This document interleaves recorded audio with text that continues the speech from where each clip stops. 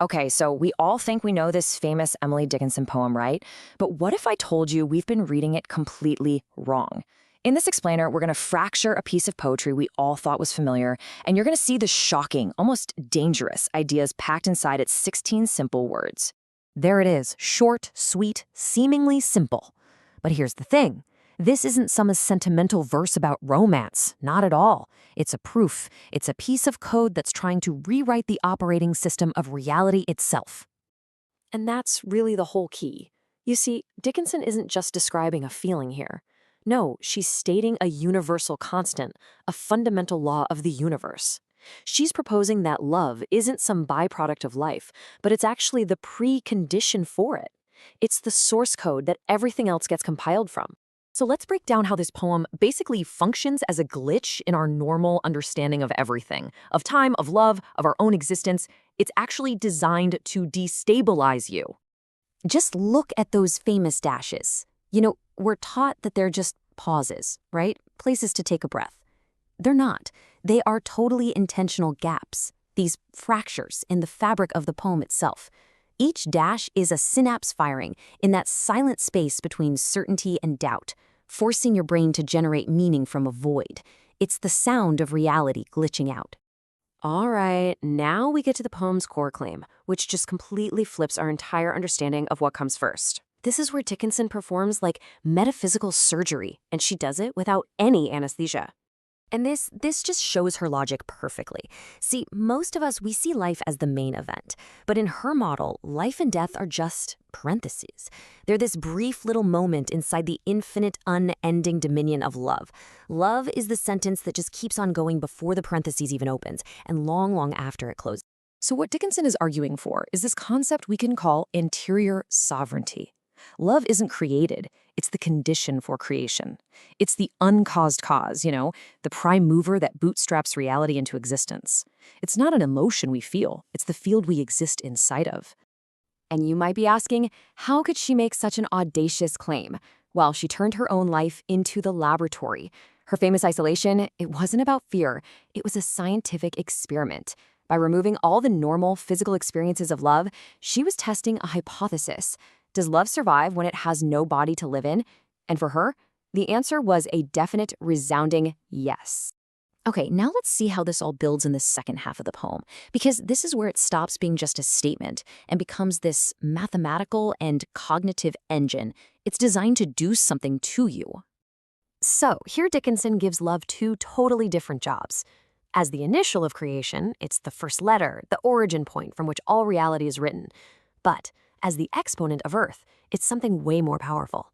I mean, exponents don't just add, they multiply. They escalate things to a higher power. So love doesn't just color our world, it raises our world to an infinite degree. And she does all of this with just 16 words. 16. The compression is so extreme that it creates this incredibly powerful neurological effect. It's almost like a controlled explosion right inside your mind. This is the poem's hidden technology. It's literally a cognitive hack. The short lines create a compression wave. Then the dashes force your brain to just stop, to hold the paradox. And in that pause, your mind just overclocks, desperately trying to create meaning out of nothing. And for that brief moment, your logical brain just gets bypassed. Cognition itself starts to feel like an act of fate. Okay, so we've got this powerful reality-bending engine. But what is it for? I mean, is this a beautiful hymn celebrating love, or is it something much, much darker? And the poem's real power is that it can be read both ways. So on one hand, yeah, it's a celebration. Love is the engine that gives our finite world infinite meaning. But on the other hand, it could be an indictment. I mean, if love is this indifferent cosmic force, it doesn't care about us. And if it's the exponent of Earth, doesn't that also mean it amplifies our grief and our suffering to an infinite degree? And that brings us to the poem's most terrifying possibility. In this darker reading, this isn't some devotional verse. It's a warning label. Love isn't salvation. It's this vast, impersonal force that guarantees pain will always, always outscale any kind of comfort. And this chart just illustrates that tension perfectly. Dickinson locks the life drive, what we call eros, and the death drive, thanatos, into one single inseparable system. Love is the force that both creates everything and, because it outlasts death, also guarantees the annihilation of the self and the eternity of loss. So, what happens if we stop treating this as just literature and start treating it as a literal instruction manual? What does it actually mean to live inside Dickinson's equation? No, really, let's think about this. What if you took this poem's logic and you applied it to your life right now for one full day? The consequences would be immediate, and they would be absolutely brutal. Well, if love truly comes before life and continues after death, then your personal comfort becomes totally meaningless. The fear of dying loses its power over you. You'd stop making choices based on security, and you'd start making them based on this cosmic resonance. People would look at you and they wouldn't be able to tell if you were a saint or if you were simply insane. This is not safe wisdom. And so we come all the way back to the poem's core equation. But we can't see it as this solid, comforting thing anymore, can we? Now we see the fractures. Those dashes aren't just pauses. They are cracks spreading through the entire structure, threatening to shatter it and reveal the vast, silent void they contain. Ultimately, the poem leaves us right here with this one unsettling thought. We are not the masters of love. We're not even its partners.